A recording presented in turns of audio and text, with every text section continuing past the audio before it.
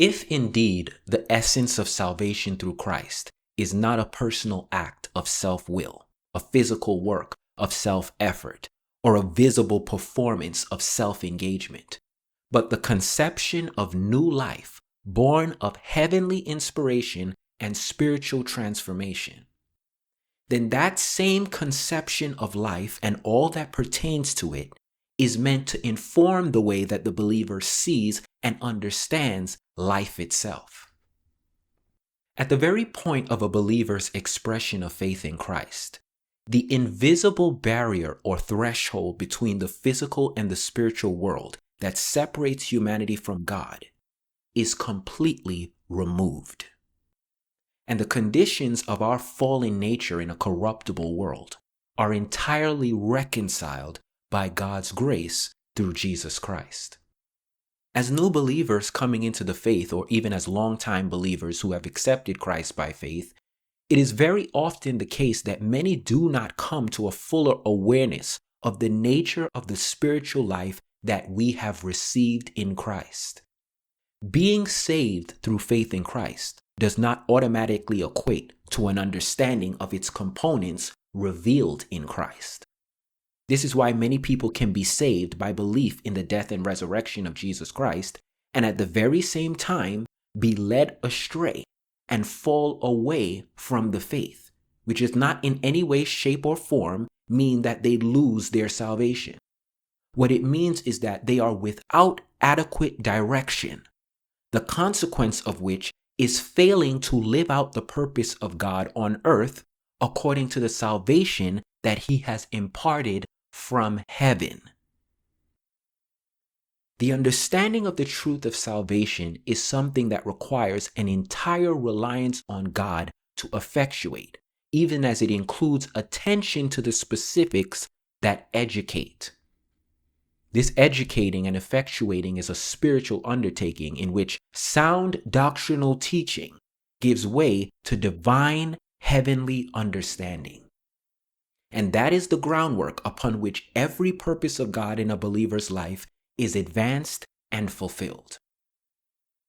For this reason, every single instruction in Paul's letters, when understood correctly, ties to a spiritual truth that is meant to be comprehended spiritually.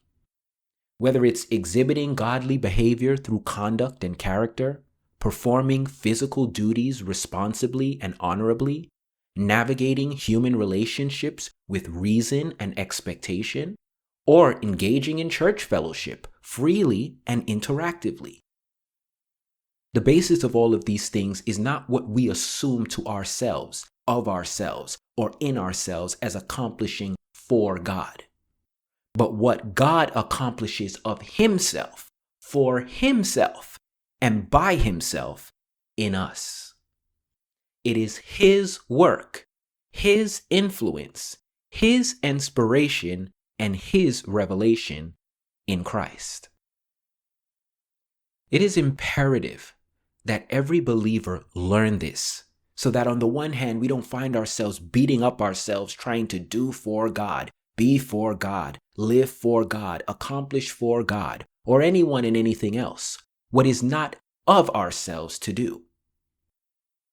The working of His mighty power, the excellency of that power, and what is according to the power that works in us is of God, not of us.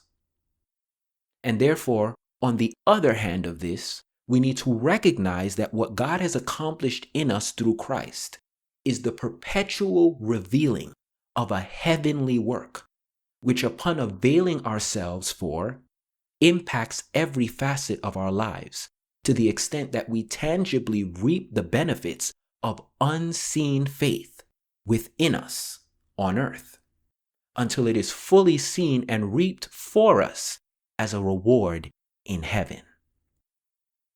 That is what the spiritual treasure in us is about. It is not about mere activities on this earth, which are all naturally pertinent to our lives in this world and ultimately serve Christ in the matter of us being witnesses of Him to others. But what this is more prominently about is who we are in Christ as the body that he has joined to himself, that will rule with him forever in the heavens. This is a truth that is meant to change our perspective regarding things on this earth, so that we no longer live for what is here and now, but what will be hereafter.